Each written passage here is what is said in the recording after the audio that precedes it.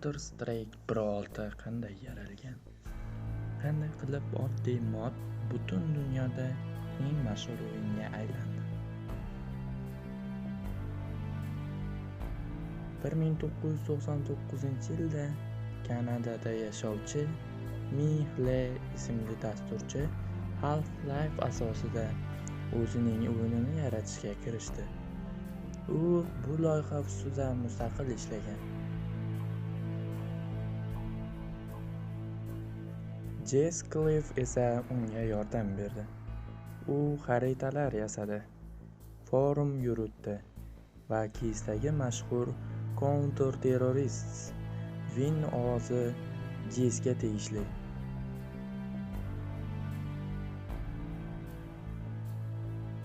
Dastlab bu faqat Half-Life uchun mod edi, ammo juda ko'pchilik o'ynay boshladi.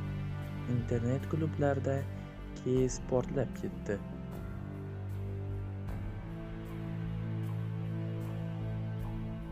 Tez orada Valve kompaniyasi bu modni sotib olib, uni rasmiy o'yin sifatida chiqaradi.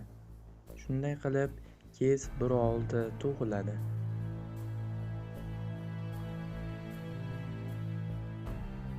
Keys Brawl'da butun dunyo bo'ylab o'ynaldi.